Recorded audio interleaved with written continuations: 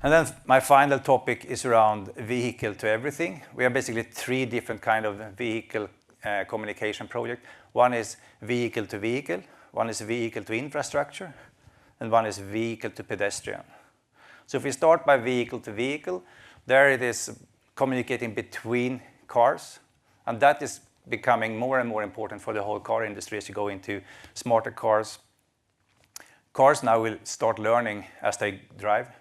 If you talk to a Bosch, for instance, that do a lot of the electronics for cars, they look into cars as sort of, they have to meet certain requirements to be allowed out on the road, but then they will just improve as they drive along and learn more and more.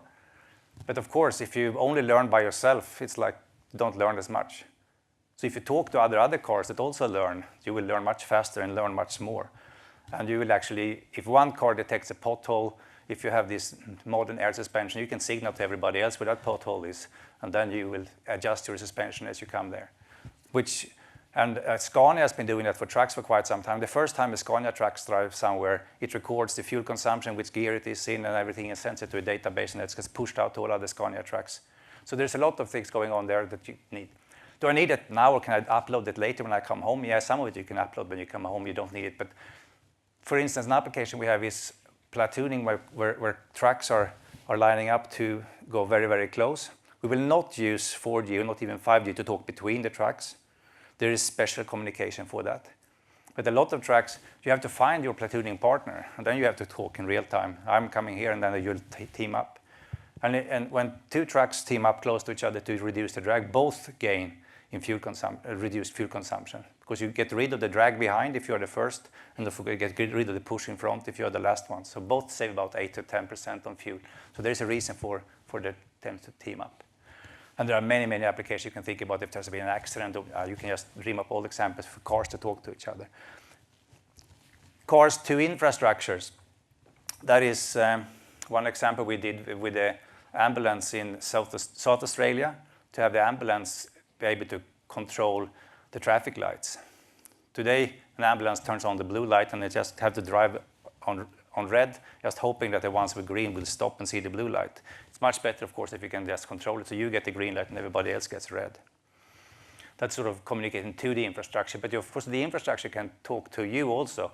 If you have a big heavy truck and you're coming up towards a red light and you have to brake, maybe if you can get the signal, it will be green in 5 seconds. If you just slow down, you can cruise through instead of stop the whole truck and then accelerate again, so reduce fuel consumption. So you can actually get alerts and plan your driving depending on, of course, some people will see it's going to be red in 3 and just step on it. But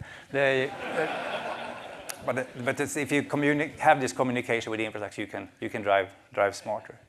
The last one is vehicle to pedestrian, and that is another demo we did again in Adelaide a few months ago, and there we were using the GPS of the equipment in the car and the GPS on your mobile phone.